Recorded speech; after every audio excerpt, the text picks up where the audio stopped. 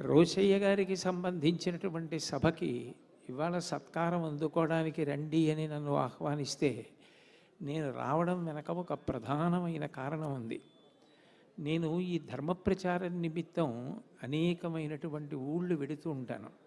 ఒకప్పుడు చెన్నైలో ధర్మ ప్రచారం కోసం కొన్ని సభల్లో మాట్లాడడం కోసం వెళ్ళడం జరిగింది.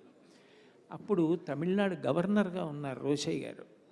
నాకు వారితో ప్రత్యక్షమైనటువంటి అనుబంధం లేదు, వారంటే నాకు గౌరవం ఉందంతే.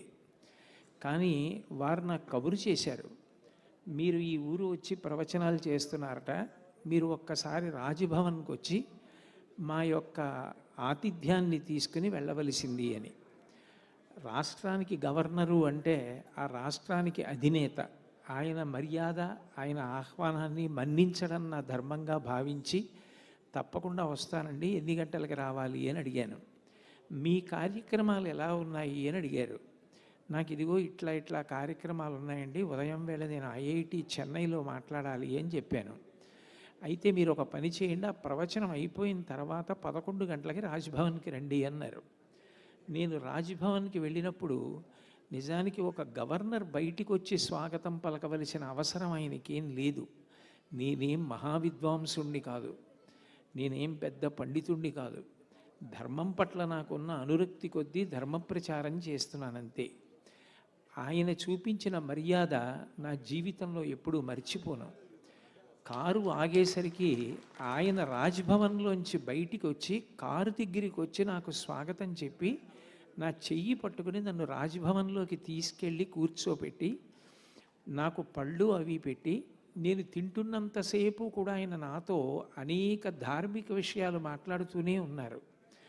నేను చిట్ట చివర బయలుదేరే ముందు వారిని ఒక ప్రశ్న అడిగాను, మీకు ఇంత అనుభవం ఉంది కదా, మీరు మీ జీవిత చరిత్ర వ్రాస్తే స్వాతంత్రోద్యమానికి ముందు నుంచి మీరు ఉన్నవారు కాబట్టి, ఎందరో ప్రధానమంత్రులు, ముఖ్యమంత్రులు, గవర్నర్లు, రాజకీయ దురంధరులతో సమన్వయమైన వారు కాబట్టి, తర్వాత వచ్చే తరాలకి వ్యక్తుల యొక్క జీవితంలో ఉన్న విలువల గురించి తెలుస్తుంది, మీరు ఎందుకు మీ జీవిత చరిత్ర వ్రాయకూడదు అని అడిగాను.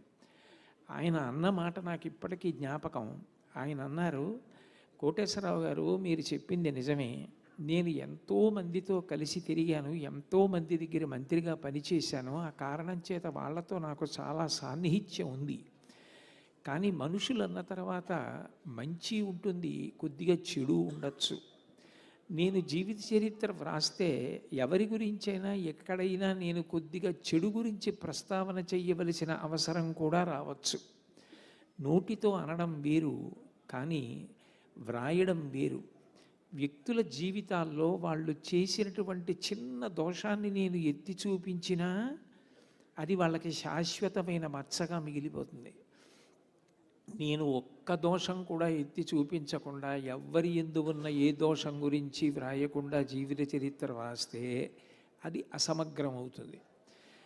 అందుకే నేను నా జీవిత చరిత్ర వ్రాయడానికి ఇష్టపడలేదండి అన్నారు. ఆయన సంస్కారానికి నేను ఆశ్చర్యపోయాను.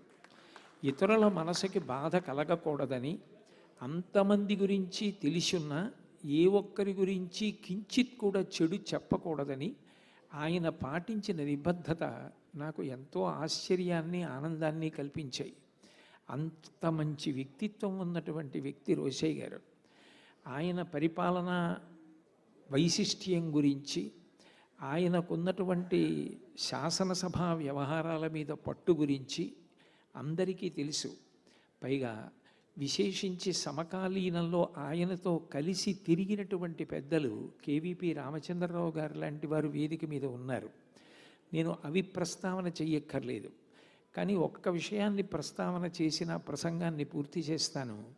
రామాయణంలో ఒక శ్లోకం ఉంది, కచ్చిదాశాస్తి దేవానాం ప్రసాదం పార్థివాత్మజ కచ్చిత్ పురుషకారంచ దైవంచ ప్రతిపద్యతే అంటారు. మనిషి తన వంతు ప్రయత్నం తాను చెయ్యాలి. తన ప్రయత్నంతో పాటుగా భగవంతుని యొక్క అనుగ్రహం కూడా కలిసి రావాలి. ఎంత కుండడు పాలైనా ఒక్క చెంచాడు పెరుగు కలవకపోతే తోడుకోవు. ఈశ్వరానుగ్రహం కలిసి రాకపోతే ఎంత పురుష ప్రయత్నమూ ఫలించదు. కేవలము పురుష ప్రయత్నము చేతనే కార్యములన్నీ సాధింపబడతాయనుకుంటే ప్రయత్నించి కూడా కార్యం సాధించలేకపోవడం అన్నది చరిత్రలో ఉండకూడదు.